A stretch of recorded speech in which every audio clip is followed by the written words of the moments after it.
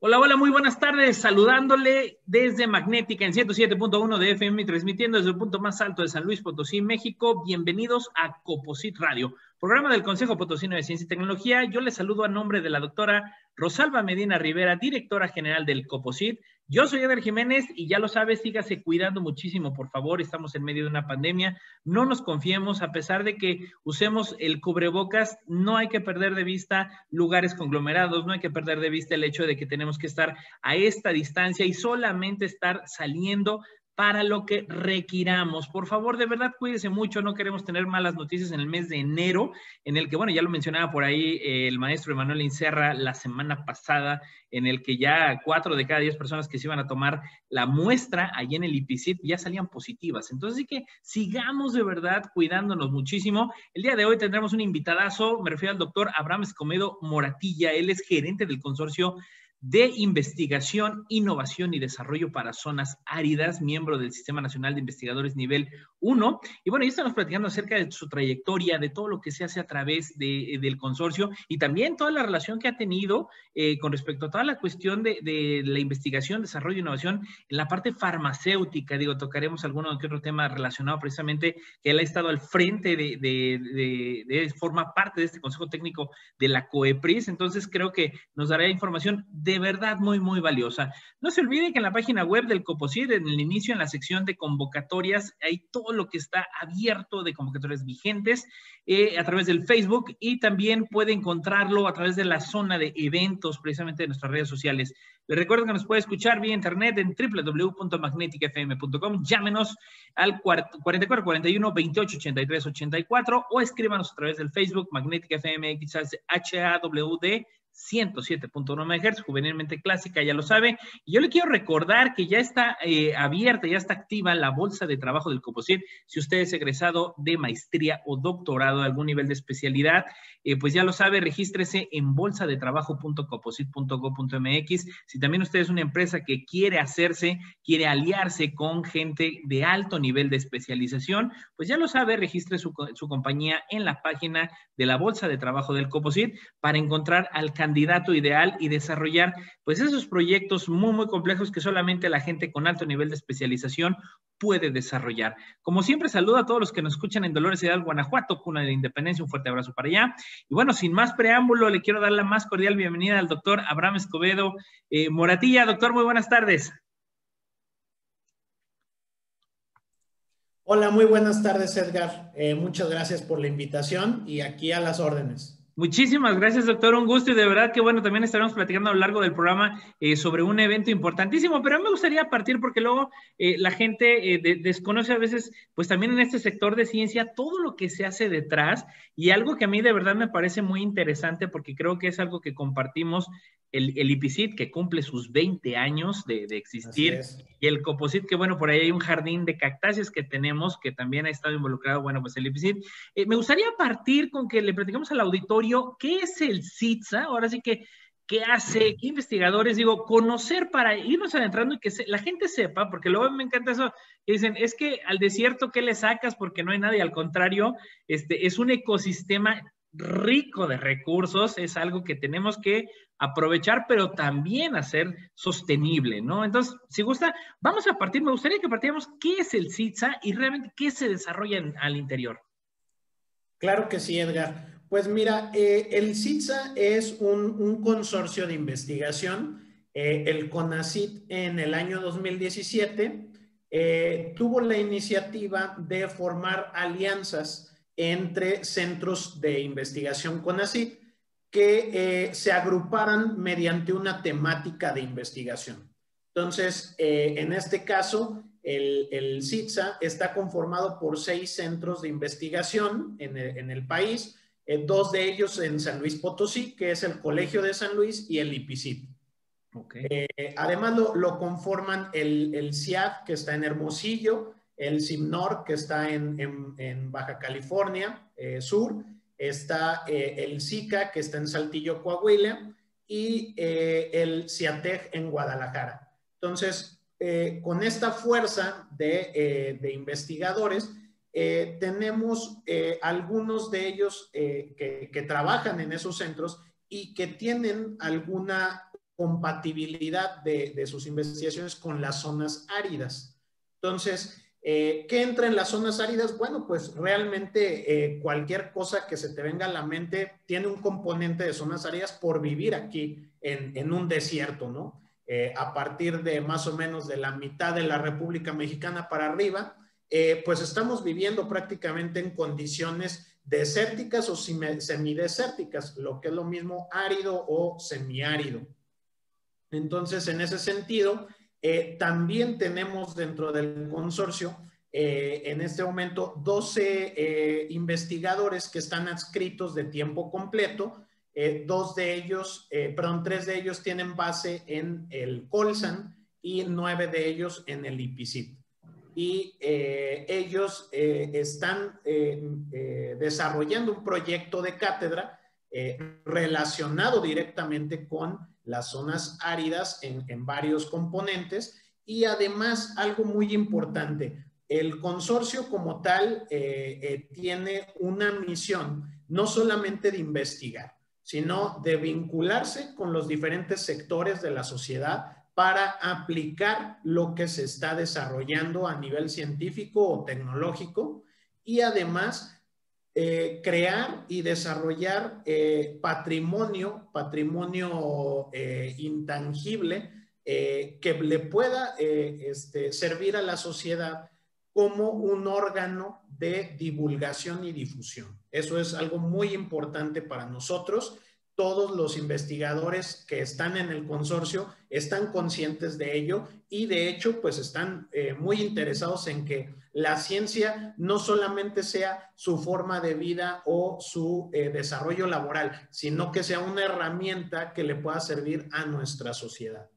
Exacto. Y bueno, en este sentido a mí me parece muy interesante esa mezcla de multidisciplinariedad, porque bueno, ya se acabaron esos tabúes de que la gente dedicada a las ciencias duras, como la física, química, biología, matemáticas y luego ciencias sociales, como bien acertadamente comenta, hay investigadores del Colegio de San Luis. Entonces, esta multidisciplinariedad, por ahí se decía que, bueno, pues todavía falta mucho en materia de investigación de las ciencias sociales, pero bueno, esto se enriquece finalmente y se fortalece. Ahora, desde su concepción, ¿hubo en algún momento, cómo fue que partió esa idea, si emanó del CONACYT, del IPICIT? ¿Cómo fue que se concebió el decir, a ver, vamos a impulsar un consorcio? Digo, por obvias razones de nuestro entorno, pero bueno, ¿por qué quizá no se había detonado antes? ¿En qué momento dijeron, sabes qué, es momento de lanzar algo orientado a atender las cuestiones de zonas áridas?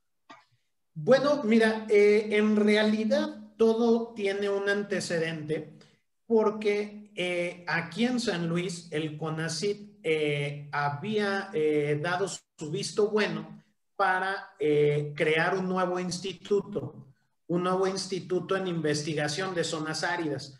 Pero en el 2017 empieza a haber por ahí un déficit de presupuesto y empiezan a tomar algunas medidas desde Hacienda. Y entonces se define que ese instituto ya no se podía crear porque ya no iba a haber el recurso con el que se contaba.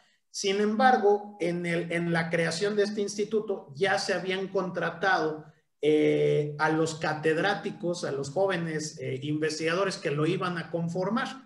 Y entonces se quedan en el IPICIT, el IPICIT los acoge para que puedan desarrollar ahí sus investigaciones y entonces un tiempo después el director en su momento del IPICIT junto con la directiva de CONACYT desarrollan esta alternativa de aliarse con varios centros y poder darle un poco la vuelta a esa situación y seguir con el plan de desarrollar, pero ahora no como un instituto, sino como una alianza, que además una ventaja de estas alianzas es que ya se utiliza el recurso humano y la infraestructura que ya había. Entonces, en ese sentido, pues hay un ahorro de presupuesto al crear esta alianza.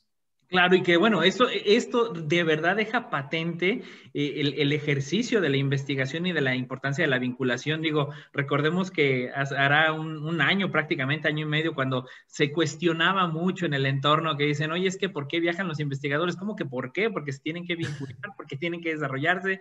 Luego también se preguntaba, ¿no? Esta cuestión de los consorcios, como que fue una nota, a mi parecer, pues de alguna manera, ¿no? Que creo se desconceptualizaba y muy fuera de contexto, porque los consorcios precisamente, usted lo acaba de reiterar y bueno, de decir, en que, bueno, no hay un suelo, sino precisamente en trabajo colaborativo con los mismos recursos, es como se echan a andar estas alianzas poderosísimas. Ahora, se centra como tal el nodo de trabajo, o bueno, la gerencia pues es parte desde aquí, y ya se apoyan, o qué otras actividades lideran los otros 4 centros de investigación que están fuera de aquí de San Luis.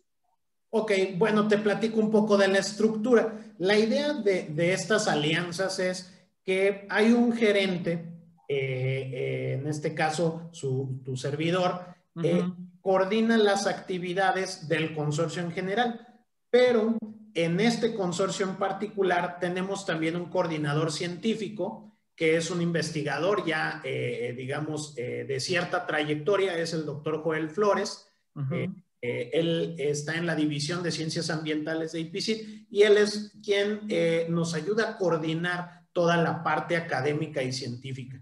Yo estoy más en la parte administrativa y de vinculación. Entonces, nosotros dos, junto con un investigador enlace que hay en cada centro, coordinamos los eventos, actividades y trabajo colaborativo. Perfectísimo, que bueno, ya estaremos platicando por ahí, esperemos por el tercer segmento, la primera reunión intersectorial que acaban de celebrar precisamente del CITSA. Y bueno, de todas maneras, aquí yo también partir de, en cierto sentido, que bueno, usted comentaba, hay acercamiento pues con la industria, me imagino que también debe haber un acercamiento con la parte, obviamente, académica, vamos con instituciones de educación superior, región altiplano sobre todo, y también aquí, bueno, de alguna manera existe alguna participación por parte de los jóvenes que están en posgrado en el IPICIT y se relacionan, ¿de qué manera se relacionan a estos jóvenes que están pues en la maestría o en el doctorado, sobre todo orientado a la parte de la división de ciencias ambientales, de qué manera los relacionan con este consorcio?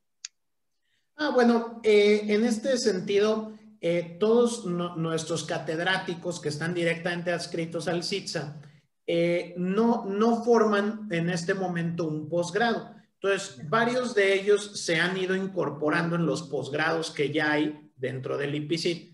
Y entonces los alumnos que entran a los distintos posgrados, ya sea maestría o doctorado, tienen la posibilidad de escoger un proyecto que esté enfocado en las zonas áridas y en el que uno de nuestros investigadores pueda coasesorarlo para que forme parte de la investigación que se hace en nuestro consorcio.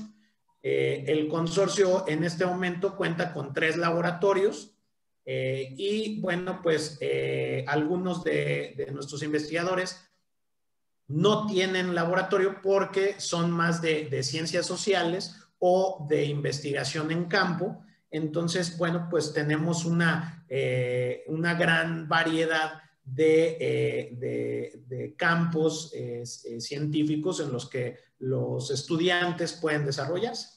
Perfecto, perfecto. Bueno, pues vamos rapidísimo a un corte. Estamos platicando con el doctor Abraham Escobedo Moratilla. Él es gerente del consorcio del CITSA, del IPICIT, que cumple sus 20 años. No se vaya, estamos comenzando apenas en Composite Radio. Estamos de vuelta en Composite Radio, gracias que nos está escuchando desde su casa, desde la oficina, desde el auto. Ya sabe que nada de andar texteando, por favor, porque es peligroso, y sígase cuidando mucho, por favor, siga cargando el cubrebocas a donde quiera que tenga que ir, no que quiera ir, porque recuerde, estamos en medio de una pandemia, esto no ha acabado y estamos entrando también a esta combinación entre la influenza y todo, y bueno, ya estaremos también platicando al respecto de la experiencia que ha tenido el doctor Abraham Escobedo Moratilla también cuando estuvo involucrado, cuando ha estado involucrado con la parte del COEPRIS y todo el análisis de los fármacos, y que bueno, ya estamos platicando al respecto, pero bueno, él forma parte, él es gerente del consorcio de investigación, innovación y desarrollo para zonas áridas, que bueno, también, doctor, acaba de celebrarse un importante evento. Digo, me encanta porque San Luis Potosí, de alguna manera, y lo comentaba por ahí la semana pasada el doctor Emanuel Gustavo Inserra, director de vinculación del IPICIT, quien decía, bueno, la verdad la infraestructura o las capacidades tecnológicas de investigación que tiene San Luis son muy buenas, muy buenas a nivel nacional.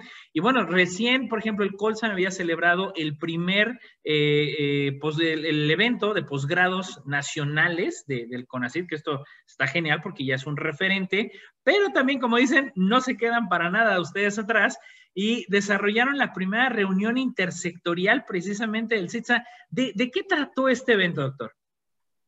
Bueno, pues como dijimos en el segmento anterior, una de las misiones u objetivos del consorcio es lograr vincularnos con varios sectores, no solamente incluso con el privado, también con el gubernamental, con la sociedad civil, a través de asociaciones civiles, otras instituciones educativas, etcétera.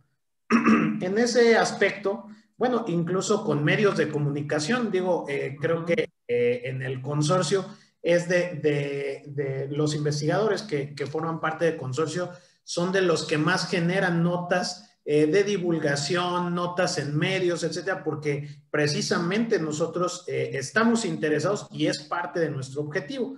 Entonces, esta reunión se llevó a cabo para poder visualizar oportunidades de colaboración entre distintos sectores. El evento se agrupó en 4 mesas de trabajo, fueron el miércoles 11 de noviembre y otras 2 de las mesas fueron el 12 de noviembre. Entonces, la primera mesa consistió en proyectos ecoturísticos, proyectos de conservación de cultura, etcétera. Y la segunda mesa de salud y de alimentación y salud. La tercera mesa fue de farmacéutica y productos naturales. Y finalmente la última mesa, la 4, fue de biodiversidad y biotecnología. Ya, y ahora, en este sentido, ¿qué participantes hubo? ¿Quiénes estuvieron? ¿Cómo se escribieron? Me imagino que fue en formato virtual. ¿Cómo se desarrolló? ¿Cuál fue esta dinámica de las 4 mesas y quiénes participaron?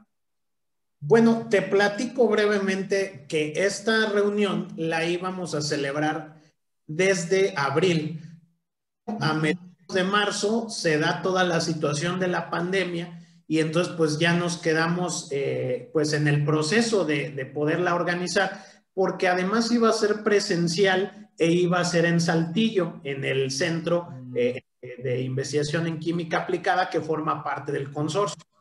Y como ya no se pudo, entonces lo tuvimos que posponer y ahora propusimos una modalidad en línea. Pues invitamos a actores de distintos sectores de cada estado en el que está presente el consorcio. Y entonces invitamos a la Semarnat, a la CONAFOR, a diversas empresas, diversas asociaciones civiles.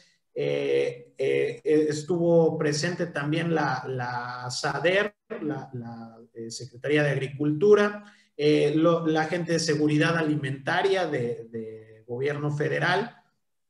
Y bueno, por otro lado hubo empresas como Tema, que se dedican a manejar el lirio acuático para dar soluciones de derrames y otras cuestiones. Ellos presentaron también proyectos interesantes y varios de nuestros investigadores estuvieron también platicando de qué están trabajando y cómo pueden hacer mancuerna con estos sectores y que les sea más fácil a todos solucionar algunas problemáticas que hay en su quehacer. Ya, y que bueno, en este sentido, me encanta la parte que comentaba de las 4 mesas, porque de verdad es súper transversal, o sea, habló desde turismo hasta cuestiones farmacéuticas, entonces, es impresionante la capacidad que tiene esto de alguna manera de captar los distintos centros, que en este sentido, bueno, como bien comentaba, y que uno de los sectores más golpeados precisamente por la pandemia fue el turismo, ¿no? Entonces, y esto me encanta porque de alguna manera luego el turismo se ha visto, pues obviamente al ser una rama netamente socioadministrativa, pues se piensa que poco involucramiento habría desde años pasados, es decir, bueno, ¿cómo entra la ciencia aquí? Pero yo creo que hay mucha relación, precisamente hablando de la cuestión de ecoturismo, de turismo sustentable, más o menos algunos highlights que había habido, por ejemplo, en el caso de la mesa de turismo, ¿qué se estuvo presentando? Porque eso me llama poderosamente la atención y de verdad de la mayor pertinencia. Bueno, y de hecho, sí, como tú dices, esto era tan transversal que los mismos que podían asistir a una mesa podían asistir y participar en otra, aunque aparentemente no estuvieran relacionados los proyectos. Por ejemplo, en la mesa 1 se presentó un proyecto que están haciendo catedráticos del Colegio de San Luis, en el que están trabajando en un proyecto ecoturístico y de conservación de la biodiversidad en el Realejo Guadalcázar. Ahí hay una zona ecoturística, se puede hacer, se puede acampar, se puede ahí hacer una caminata, senderismo, y conocer es una región que es semiárida, pero hasta cierto punto es un poco más húmeda que el resto que lo rodea. Y entonces hay gente en una comunidad que se llama El Realejo que puede cooperar con la conservación de las especies vegetales que hay ahí y que unidad de manejo donde podrían estar conservando los distintos tipos de plantas puede ser un atractivo turístico, ¿verdad? Claro. Pero para que ellos puedan propagar las especies y poder recuperar los suelos, poder reforestar, etcétera, pues necesitan conocimiento especializado y capacitación. Entonces, es un proyecto integral en el que nosotros podemos participar en la asesoría, podemos participar en presentarlo con las instancias correspondientes para poder hacer el financiamiento y luego precisamente la parte, proponer cuál es la parte ecoturística, resaltando la cultura, el patrimonio cultural que hay en esa comunidad y cómo a la gente también se le puede hacer atractivo todo el proceso de conservación y de manejo.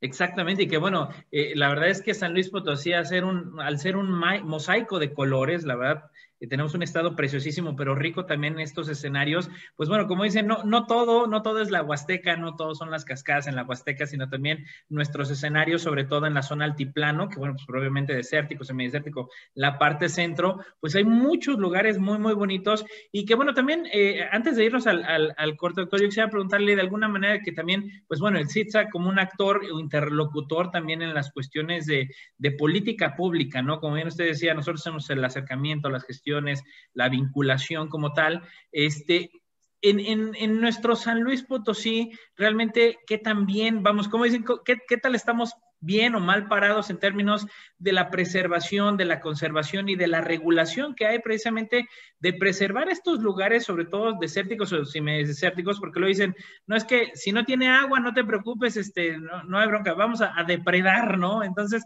¿qué tan bien o mal estamos parados ahorita, sobre todo en cuestiones hasta de regulación?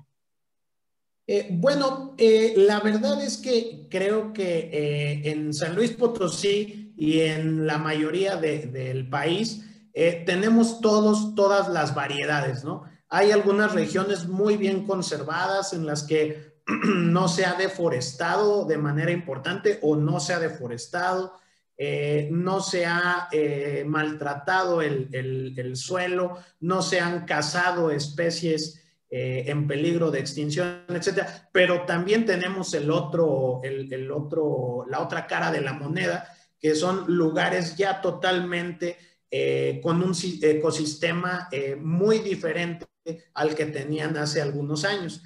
Entonces, bueno, la Semarnat, la CONAFOR e incluso los ayuntamientos, el gobierno del estado, etcétera, pues a veces han tenido la problemática de no tener una cantidad de personal suficiente para estar supervisando, para que entre todos pudiéramos hacer mancuerna y concientizar a la población de ciertas acciones a la que están acostumbrados. Una de las más frecuentes es la deforestación para poder hacer leña, para calentarse o para preparar sus alimentos. Entonces, bueno, algo tan simple como eso, a través de los años, pues puede ahora sí que terminar con un ecosistema completo, como se ha visto en varias regiones.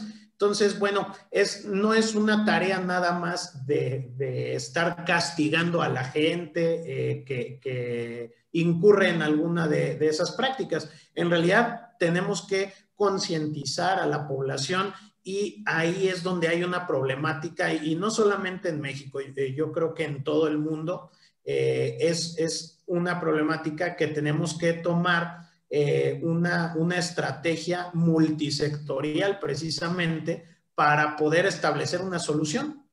Exacto, exacto, y multisectorial definitivamente, y esa importancia de la difusión y la promoción de estas actividades. Vamos, ahí está el impacto, como usted dice, sensibilizar a la gente, capacitar a la gente, acercarles el conocimiento y también demostrarles el impacto de no tomar una decisión, el impacto de no tomar acción, y eso pues recae precisamente, les impacta directamente a ellos, es decir, síguele a este ritmo y pues bueno, el día de mañana pues no sabremos de qué manera pueda seguir sostenible. Ahora, también yo nada más quiero aprovechar, de alguna manera yo entiendo que a pesar de que decimos, híjoles, que llevamos ya muchísimo tiempo con esta pandemia, pero quizás sea también muy pronto para determinar esas cuestiones, vimos que a lo largo de los meses de la pandemia, la cuestión sobre todo de fauna, empezó a tomar cierto ritmo en el que ya veíamos a los animales en ciertos ecosistemas a nivel mundial que se empezaban a acercar a las ciudades. Platicábamos en algún momento con el doctor Leonardo Chapa precisamente del IPCID, en el que decía, bueno, pues también de alguna manera empiezan a regularizarse esto.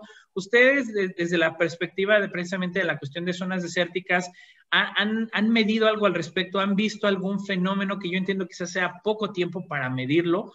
Pero con respecto a la cuestión de la fauna que se estuvo dando últimamente debido a la cuarentena del ser humano. Fíjate que en realidad nosotros no nos hemos enfocado en responder una pregunta así. Sería muy interesante hacerlo, y más porque muchas de las especies de las zonas áridas solamente salen en la noche, digamos. Entonces, realmente no lo hemos medido, pero bueno, pues es algo que podría ser bastante interesante. Sí, totalmente, definitivamente. Y bueno, es padrísimo esto porque va a estar lo que están haciendo, pero ahorita vamos a brincar después del corte a esta cuestión, regresar un poquito a lo que le llamamos el fomento de la vocación científica, que conozcan nuestro auditorio, sobre todo los jóvenes, los maestros, el cómo ustedes han estado al frente, el cómo también usted ha seguido consolidándose, ha estado consolidándose como investigador. Pero bueno, regresamos en un momento, estamos platicando con el doctor Abraham Escobedo Moratilla, él es gerente del consorcio del CITSA desde el IPCID. No se vaya, regresamos con la segunda parte de Coposit Radio. Estamos entrando a la segunda parte de Coposit Radio y estamos platicando con el doctor Abraham Escobedo Moratilla, él es gerente del consorcio de investigación, innovación y desarrollo para las zonas áridas de el IPCID, que bueno, muchas felicidades porque ya estamos en el mes precisamente de toda esta gran celebración que, como dicen, a pesar de la pandemia no detuvo al IPCID porque no han parado de hacer investigación, no han parado de atender inclusive esta cuestión del diagnóstico para aquellas personas que hayan salido, que estén teniendo síntomas del COVID, acérquese al IPCID. Y bueno, también acciones que ha emprendido el IPCID importantísimas, como lo que fue la aplicación Centinela de la Salud a través del UI Lab del IPCID también. Y bueno, precisamente platicábamos en el segmento anterior de esta importante, de la primera reunión intersectorial del CITSA, que imagino que va a haber segunda edición, ¿no, doctor? Yo creo que esto va a seguirse, ¿no? Apenas están arrancando. Sí, bueno, la idea es que podamos hacer al menos una reunión intersectorial al año, pero nos gustaría hacer una cada semestre porque a raíz de la experiencia que hemos tenido, bueno, pues se pone en el panorama de todos los actores que participan diferentes alternativas, diferentes contextos en los que a veces no tenemos presente la participación de otros actores. Entonces, es muy importante que mantengamos ese ritmo para estarnos reuniendo, exponiendo qué problemáticas o qué alternativas hemos hallado entre los distintos sectores. Algo que nos platican, por ejemplo, de seguridad alimentaria o Segalmex, de la unidad de Sonora, es que, bueno, ellos compran el grano bajo precios de garantía con un programa del gobierno federal a los productores de frijol y maíz. Y bueno, pues ellos, de acuerdo a una norma, les rechazan o les aceptan el grano de acuerdo a cómo esté, pero han visto que hay un desconocimiento técnico en muchos de los productores para poder almacenar sus granos de manera correcta. Y esto hace que luego no se los puedan admitir en la compra de precios de garantía y entonces ellos pierden muchas de las veces dinero que invirtieron para la cosecha y además en una zona árida pues está todavía más difícil la situación. Entonces, esa es una mancuerna que tenemos que establecer.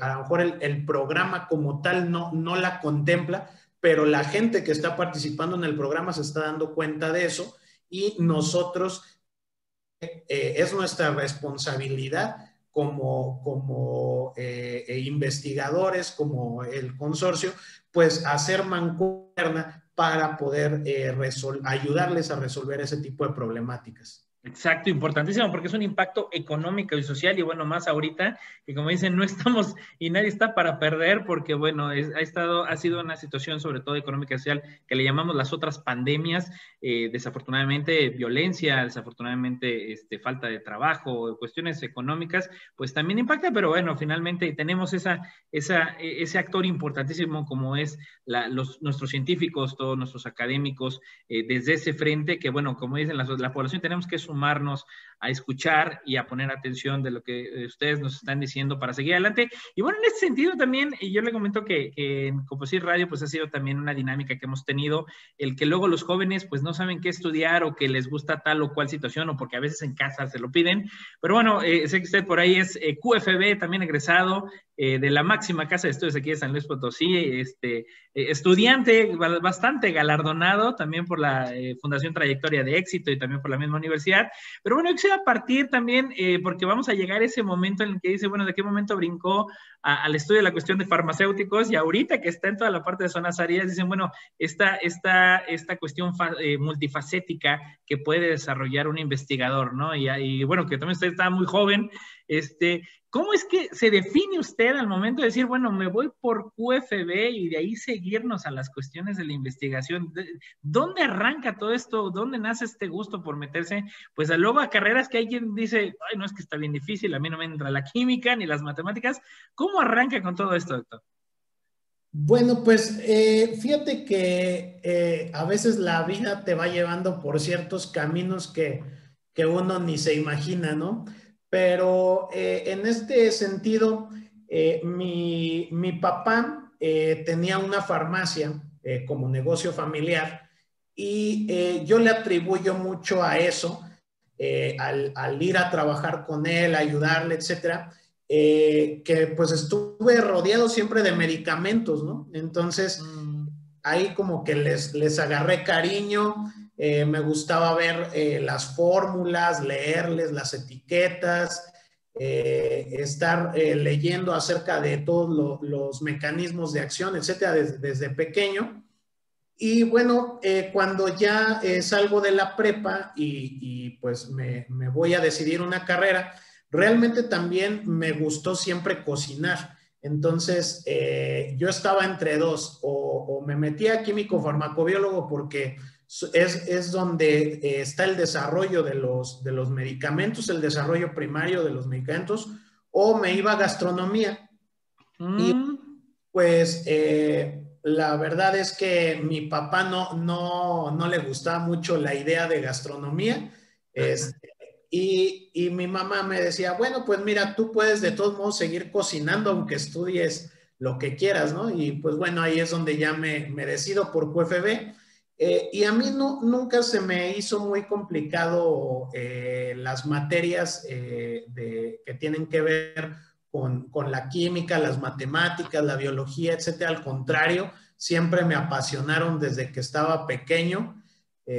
Hace poco recordaba que le pedía a mi mamá que me comprara colorantes vegetales y recipientes porque me gustaba estar combinando los colores y haciendo reacciones. Me traía el Alka-Seltzer de la farmacia para hacer reacciones de efervescencia con cada color, etcétera. Y bueno, desde siempre atención, pero quiero rescatar ahí un punto muy importante. Enfrente de la farmacia de mi papá había una biblioteca municipal. Ok. Y una vez fueron unos chavos que yo no recuerdo de qué carrera o de dónde venían, pero eran unos chavos universitarios que vinieron a hacer un show de química mágica. Y hicieron varios experimentos ahí. Uno de ellos fue empapar un trapo en alcohol y luego prenderlo y demostrar que no se iba a quemar el trapo porque solo se iba a consumir el alcohol o un solvente. No recuerdo bien cómo estuvo la cosa, pero quedé muy sorprendido. Y ahí creo que eso fue una de las cosas que dije, yo quiero hacer esto. Fue un detonante y digo que aquí también se demuestra lo que luego a veces hasta se cuestiona, ¿no? Que dicen, oye, es que ¿para qué la semana de ciencia? ¿O para qué andar llevando talleres? Bueno, quizá no se ve y está demostradísimo que, bueno, no es de un día a otro, pero tarde que temprano, y digo, la verdad yo he tenido también esa satisfacción de ver cómo hay jóvenes que me tocaron en secundaria y ahorita ya están en carrera, y dicen, es que cuando trajeron el robot o cuando trajeron tal o cual experimento, de verdad me enamoré de esto y es por eso que lo decidí, ¿no? Entonces, de hecho, el IPCID ha formado parte de esta importante colaboración que ha impulsado el Consejo Potosino con el programa de niñas de media superior, de jóvenes, jovencitas de educación media superior, en el que se busca que sigan estudiando, sigan en posgrado. Y bueno, qué padre experiencia y gracias por compartirla, porque de verdad eso es lo valioso, eso es lo rico que al final del día, pues bueno, usted mismo lo está viviendo con la parte de la difusión de esta primera reunión intersectorial que se va a seguir dando primeramente, y también en ese sentido, bueno, ya que estuvo, por ejemplo, en la carrera, ¿en qué momento dijo, vámonos al IPCID? Porque ahí fue carrera larga y tendida, ¿no? A maestría, al doctorado, y bueno, con la doctora de las pocas SNI3, con la doctora Bárbara de la Rosa, que bueno, de las contadísimas estas principales actoras que tenemos aquí en nuestro San Luis Potosí, estos, como dicen, nuestros importantes actores que, bueno, han llegado a la máxima cúpula precisamente del SNI. ¿Cómo es que se da este brinco de que, bueno, entró a la carrera y dijo, vámonos a seguir a los posgrados, vámonos como científico? Bueno, en este sentido, yo siempre fui muy hiperactivo. De hecho, para que a lo mejor le sirve de esta experiencia a alguien, yo era muy mal portado de niño, era muy inquieto. Me tuvieron que cambiar en diversas ocasiones de escuela porque siempre terminaba mi trabajo muy pronto y inmediatamente si no me ponían algo que hacer, yo empezaba a echar relajo, ¿no? Entonces, cuando entré a la carrera, como que yo venía en un ritmo más fuerte de trabajo, etcétera, quería consumir mis energías. Y entonces empecé a preguntar en varios de los laboratorios que si podía apoyar en algún proyecto de investigación. Y el grupo que me acogió fue el del doctor José Pérez Urizar, ahí en Ciencias Químicas, que es el grupo de farmacología. Y bueno, pues él me dio la entrada ahí y ya no me despegué. De hecho, con él hice mi servicio social, mi tesis, y cuando llegó el momento de partir de ahí e ir a una maestría, me propuso un proyecto que había planteado con la doctora Ana Paulina. Ya. Y entonces fue que se me propuso que me pasara al IPCID. obviamente tenía que pasar por todo el proceso de evaluación y todo para poder entrar, pero si entraba, pues ya iba a estar en una coasesoría con ambos, y así fue. Ya, y ahí digo, eso es padrísimo porque ahí volvemos a remarcar esa importancia de la vinculación que debe haber, y también esta gran oportunidad que ahora, y bueno, lo platicamos en algún momento, en algunas de las ediciones de Coposit Radio, en que, bueno, ahorita esta virtualidad de los eventos, pues también permite a jóvenes estudiantes que luego, pues no tienen los recursos a veces económicos para trasladarse a un congreso a otro país o a otro estado siquiera, y esta cuestión de la virtualidad pues les abre la puerta. Y yo digo, qué bueno que usted vino encontrando y finalmente pues también ese actuar, esa hiperactividad la canalizó positivamente y que se fue dando en ese sentido, ¿no? Ahora, en este sentido ya como parte precisamente en los posgrados y egresado del Instituto Potosino de Investigación Científica y Tecnológica, que de verdad seguimos reiterando porque dicen, no nos vamos a cansar en felicitar todo el esfuerzo que han venido desarrollando, pues también este trabajo que estuvo desarrollando, pues también le permite entrar en 2014 como experto técnico para la Comisión Federal para la Protección contra Riesgos Sanitarios, la COFEPRIS, famosísima últimamente en estos años. Yo creo que mucha gente no conocía qué era la COFEPRIS hasta que empezó la pandemia, pero es importantísimo, ¿no? ¿Cuál fue su papel? ¿Cómo se desarrolló? ¿Qué experiencia hubo cuando estuvo como parte de este equipo técnico? Bueno, en realidad todo viene con el proyecto de maestría. El proyecto de maestría fue uno de los primeros esquemas de biocomparabilidad que se comenzó a trabajar junto con, en este caso, con una mira hacia un laboratorio farmacéutico. Entonces, de hecho, al final pudimos hacer la vinculación con el Departamento de Nuevos Desarrollos del laboratorio Landsteiner, y el doctor Antonio Curi, Francisco Curi, formó parte también de mi comité porque pues les interesaba desarrollar esto. ¿Y qué es lo que se desarrolló? Bueno, básicamente un esquema como hay para poder evaluar los medicamentos genéricos que se venden en diversas farmacias.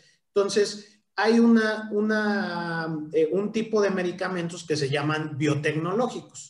Y los medicamentos biotecnológicos, en aquel entonces que hice la maestría, se había llegado al consenso mundial de que no podían pasar por un esquema de bioequivalencia como si fueran genéricos. Tenía que haber pruebas adicionales. Y nosotros estuvimos trabajando en desarrollar qué herramientas y qué características teníamos que ver de esos medicamentos, y utilizamos el caso de un medicamento muy vendido, de hecho, en México y en el mundo, que es la insulina glargina, la cual, bueno, sirve para la gente que tiene diabetes, y en este caso, gracias a eso, bueno, hubo una convocatoria para poder aplicar como experto técnico precisamente en estos esquemas que se llama biocomparabilidad, ya que la COFEPRIS pues estaba buscando un conocimiento especializado para tomar decisiones al respecto. Y bueno, pues entré a este padrón desde el 2014, todavía en este momento soy parte de ese padrón. Y bueno, mi quehacer en este momento como parte de ese padrón es ir a evaluar unidades de biocomparabilidad cuando solicitan que los vayan a evaluar. Entonces la COFEPRIS dice, muy bien, yo mando a alguien de COFEPRIS, pero voy a solicitar la ayuda de alguien del padrón para que me acompañe a evaluar y me dé su opinión. Y entonces yo acompaño a la gente de COFEPRIS en esas evaluaciones. Perfecto, perfecto. Y digo, lo más interesante porque también aunado a esto, como dicen luego, la gente, aún seguimos luchando luego con ese tabú que dicen nuestros científicos, luego no les gusta la música, no les gusta bailar, no les gusta el rock, no les gusta una buena copa de vino el viernes en la noche, ¿no? Y en ese sentido, pues bueno, este gusto también que usted ha venido develando también a nivel profesional, pues sé que también se ha desarrollado en la cuestión de innovación, en la cuestión hasta de emprendimiento, que luego vemos que pudiera ser difícil cuando, bueno, también yo platicaba hace unos días en que decíamos, es que a veces el científico se estigmatiza mucho en que, bueno, no puede ser empresario. Por supuesto que puede ser empresario. Qué mejor ejemplo tenemos desde la ciencia ficción con Tony Stark hasta el mundo real con Pedro Gabay aquí en San Luis Potosí. O sea, tenemos, como dicen, gente dedicada a la ciencia también, pero también son empresarios, son emprendedores. Por ahí usted también desarrolló y, bueno, fue acreedor a este premio de emprendimiento. ¿Cómo fue que se fue dando este ejercicio de que se metió a temas de innovación, a temas de emprendimiento, obviamente desde su trinchera? Bueno, durante la maestría me di cuenta que ya estaba prácticamente presente lo de la colaboración multisectorial. Ya. Básicamente, cuando estaba en el mundo, la cuestión de cómo se iban a evaluar estos medicamentos para que cuando se les acabara la patente a los originales, otros laboratorios pudieran fabricar un medicamento que fuera igual de eficaz e igual de seguro, pues no había otra más que colaborar entre los laboratorios farmacéuticos, la entidad regulatoria del gobierno, el ente académico que tiene ese conocimiento especializado y bueno, pues todo lo que tiene que ver con la regulación. Entonces, ahí fue donde como que tuve un parteaguas y vi que pues tenía que, si queremos que todo pues, se desarrolle de manera integral, tiene que partir de una colaboración multiacadémica o multidisciplinaria. Entonces, me gustó mucho lo de la innovación, me gustó que lo que se hace en investigación se pueda desarrollar para darle un beneficio a las personas y que si bien este beneficio puede ser lucrativo, pues también sirva ese lucro para seguir desarrollando alternativas que puedan financiar futuros proyectos. Y en ese sentido, con la doctora Ana, a quien digo, le agradezco mucho su apertura para bueno, un poco aguantarme y por otro lado tener esa flexibilidad para admitir propuestas, pues le propongo en esa convocatoria que pudiéramos desarrollar un proyecto en el cual la proteína de amaranto, que ya ella tenía muy bien investigada dentro de su grupo, pudiera aplicarse para resolver alguna cuestión de salud o desarrollar a lo mejor hasta algún medicamento. Y entonces desarrollamos junto con mi compañera Jimena Velarde este proyecto en el que pues visualizamos que la proteína de amaranto podría ser una potencial terapia para disminuir los triglicéridos si y se consume de manera frecuente. Así lo vimos en ratones de experimentación obesos y pues además de que les ayudaba a otras cuestiones como la acumulación de tejido adiposo. Híjole, interesantísimo, y más por la cuestión de que finalmente la obesidad ya es un problema desde hace varios años de carácter de política pública. Es un problema público espantoso y que, bueno, no veo de alguna manera que como población estemos tomando conciencia, y desafortunadamente también me incluyo en ese sentido por nuestra cultura que tenemos de las tortas, tacos, tlacoyos, pambazos, y que bueno, es parte de, luego es desafortunado ver cómo en el último rincón, en el último pueblo, sí hay refresco de cola, pero no hay agua natural.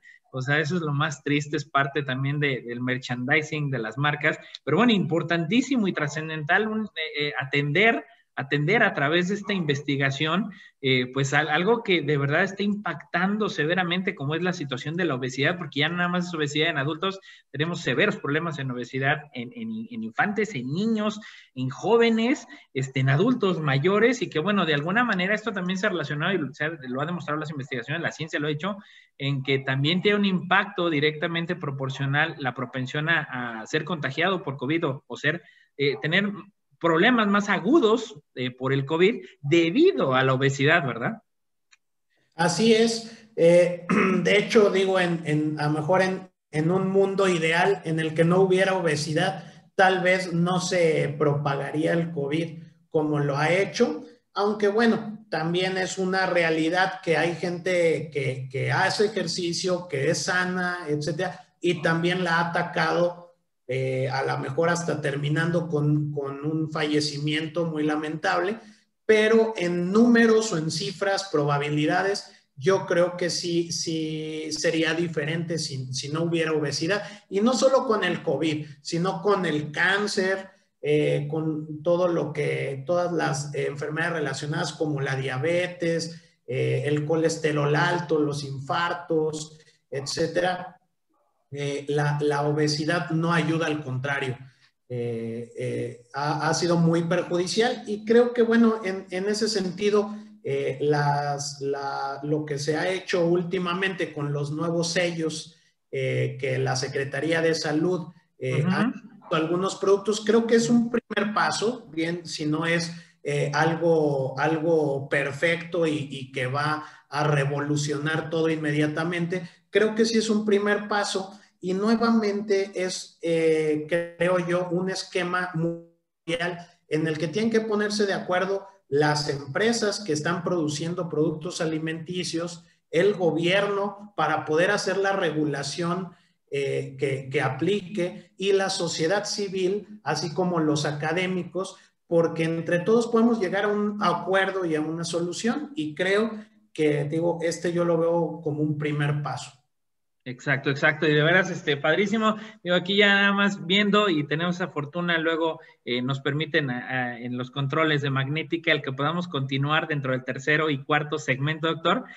Como dicen, vámonos encargados, porque la verdad es que me encanta esta parte, y digo, también de alguna manera tengo esa percepción como tal, que usted mismo disfruta lo que está haciendo, que eso es algo importantísimo y valiosísimo hoy en día, el decir, bueno, el que le guste a uno su trabajo, el que le guste, y más que está dando un beneficio. Creo que rescato dos elementos que usted dijo fundamentales. El primero de ellos es brindarle soluciones a la sociedad, y si hay lucro para que puedan seguirse haciendo las investigaciones, me sonó a la fórmula perfecta, que de verdad yo creo que es algo que debemos de visualizar todos, el que no tiene nada de malo, siempre y cuando se haga como se ha hecho en términos del correcto uso de los recursos, sobre todo cuando son públicos y cuando son privados, pues con mayor razón, porque pues hablamos de eficiencia en las empresas, en las industrias, de optimizar en todo momento los recursos, y de verdad es muy rescatable. Aquí me gustaría también, por ejemplo, entrar de alguna manera, y esta transición que hemos hablado, bueno, ahorita de los sellos, un tema en boga dentro del marco de COVID, porque arrancó en medio del COVID lo de los Correcto. sellos.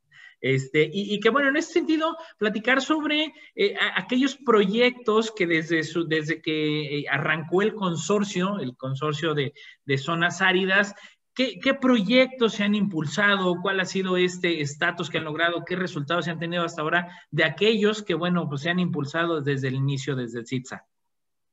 Bueno, aquí sí, para tener en contexto al auditorio, hay que rescatar que los investigadores que han sido contratados para el consorcio están bajo un proyecto que formuló antes de su contratación, y los catedráticos tienen que cumplir con los objetivos de ese proyecto mientras estén trabajando para el consorcio.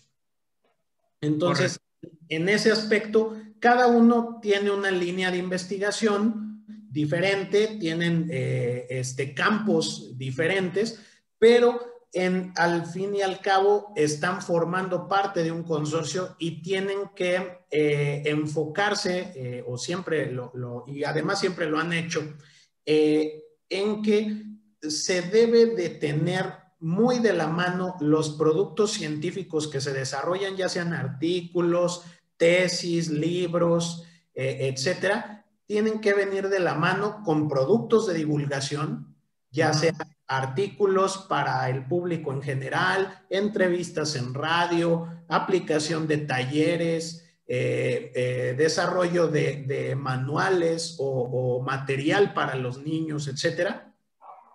Y a su vez que ellos estén relacionados con los distintos sectores y estén colaborando con el gobierno, con asociaciones civiles o con empresas para poder trabajar en conjunto diversas problemáticas.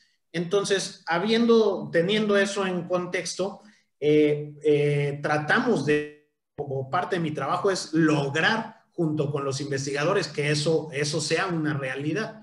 Y entonces hay algunos de los proyectos que llevamos bastante avanzados. Quiero nombrar algunos de ellos. Investigación del doctor Sergio Hidalgo, en el que, bueno, él está en la parte de síntesis farmacéutica. Él ahora sí que inventa nuevas moléculas que tengan el potencial de curar ciertas enfermedades. Y bueno, él ha tenido un enfoque muy innovador en tener moléculas que fusionan y que tienen dos complejos químicos que pueden interaccionar para dos enfermedades a la par, o para dos blancos terapéuticos que son de una sola enfermedad. Entonces, se espera que esos medicamentos sean más potentes que los que hay en el mercado. Ya. La idea de esto es que una vez que se ha desarrollado la idea, se han hecho experimentos y se tiene suficiente sustento, se empieza a hacer un proceso de patente para poder proteger ese conocimiento y después poder ponerse de acuerdo con alguien que le interese, explotar ese conocimiento, o bien poderlo licenciar, poderlo vender, etcétera, y que llegue al mercado finalmente. Excelente. Excelente. Y digo que es finalmente capital que genera el conocimiento, pues en ese sentido, de un centro público de investigación tan importante como lo es el IPC, lo que es también este consorcio, todos los centros de investigación involucrados, como el SICA, que sí iba a ser ahí originalmente el evento, pero bueno, que también les mandamos un fuerte saludo, que por ahí compañeros del SICA o gente del SICA estuvo participando en un foro regional que se hizo en agosto pasado de apropiación de las ciencias y humanidades en el contexto de la pandemia, y que bueno, aquí viene a colación todo este impacto y la relevancia que luego también tiene la biotecnología en aras de que hay gente que lo ha satanizado luego mucho, es que los transgénicos, etcétera, está demostradísimo, es así como la industria farmacéutica, pues tiene sus avances y están demostrados los beneficios de la biotecnología. Claro está, no estuviéramos el día de hoy con estos avances si no hubiera sido gracias a esta transversalidad. Ya para finalizar el día de hoy, doctor, ¿hay alguna manera, por ejemplo, que digo, entiendo y no es privativo del auditorio ni de la gente, el hecho de que, bueno, pues en el sector de ciencias están sufriendo cambios, sobre todo de carácter administrativo en términos de los recursos, de los apoyos, todo el mundo hemos visto las cuestiones de las notas, de los fideicomisos, pero ¿qué sucede si alguna empresa dice, oye, creo que a través del consorcio o algún gobierno, algún ayuntamiento, que también ya venimos en cambios electorales el próximo año, ¿de qué manera hay alguna forma en la que se pudieran acercar para que también a través del consorcio se puedan realizar nuevos proyectos? ¿Hay alguna manera de que se puedan vincular? En ese sentido hablo sobre todo de industria, porque sigue empujándose la industria, sobre todo en la región centro, que también hay un impacto medioambiental, hay un impacto relacionado precisamente con las cuestiones de zonas áridas, o si no también algunos ayuntamientos. ¿Hay alguna forma de acercarse? ¿Cómo le pueden hacer? Sí, claro que sí. De hecho, a nosotros nos interesa muchísimo y hemos estado diseñando estrategias para lograr precisamente que los ayuntamientos, el gobierno del estado, funcionarios en los congresos, empresas, ya sean multinacionales, nacionales, locales, artesanos, etcétera, nos tengan en la mente al CITSA como una posibilidad de poderles apoyar. Entonces, bueno, pues ojalá que en tu auditorio haya gente interesada, nos pueden contactar de varias maneras. Una de ellas es, y creo que es la más fácil, que se metan a internet y en el buscador de su preferencia pongan CITSA con doble I latina y Z y ingresen a nuestra página. Ahí está el contacto de un servidor, del doctor Joel Flores, nuestros teléfonos, información de lo que hemos hecho, de lo que estamos haciendo. Y nosotros viendo el proyecto o la problemática en la que estén trabajando quien solicita un servicio, podemos hacerles una propuesta económica competitiva para que podamos apoyarles. A veces también no necesitan tanto un proyecto, necesitan una asesoría, también la podemos dar sin problema. Nos ponemos también a las órdenes para escuelas que quieran a lo mejor montar o que los asesoremos en algún tipo de taller de divulgación, lo podemos hacer sin problema. Recorridos, igual somos parte del IPCIT y a través de nuestro departamento de comunicación social también participamos haciendo recorridos. Entonces, si gustan ingresar a la página, o si ya ingresan a la página del IPCIT, también ahí hay un enlace para ingresar a la página del CITSA. Y de todos modos, pues yo te puedo dejar Claro. mi correo electrónico por si quisieran compartir redes sociales, estamos a la orden. Por supuesto, doctor. De verdad, híjole, me encantó el programa. Se fue volando el día de hoy. No sé cómo se le hizo a usted. Creo que se fue rapidísimo. Y de verdad, muy integral. Lo que usted dice, dar soluciones competitivas. Señores empresarios, quienes nos escuchan, funcionarios públicos, quienes escuchan políticos, acérquense y trabajemos de la mano como siempre debe de ser de los académicos, de nuestros científicos, de nuestros investigadores que de verdad hacen una labor titánica, pues no solamente en el contexto de lo que hemos vivido y lo que han demostrado hacer en la pandemia, sino que durante toda la vida, sin ciencia, simplemente no habría progreso en la sociedad. Doctor Abraham Escobedo Moratilla, pues ha sido un gusto y un placer que nos haya acompañado hoy en Composite Radio. Muchas gracias y muy contentos de estar en tu espacio. Si nos invitan más adelante, sabes que pueden contar con nosotros, con nuestros investigadores. Nos interesa que se sepa lo que estamos haciendo y te agradezco por la invitación. Muchísimas gracias, doctor. Un fuerte abrazo. Gracias. Y bueno, a quienes nos escuchan y nos ven a través del Facebook, recuerde que en Composite seguimos trabajando diariamente para atenderle de forma electrónica o telefónica. Siga nuestras redes sociales. Gracias a la Fundación Nikola Tesla AC, gracias a Robert Alonso, a Raquel Pérez. Saludo a todo el gran equipo del Composite, del IPCIT y del Colsan, que bueno, empujando a la ciencia a todo lo que da, a todos los miembros de la red de divulgación del Composite y a nombre de la doctora Rosalba Medina Rivera, directora general del Composite. Yo soy Edgar Jiménez y nos vemos y nos escuchamos. Hasta la próxima.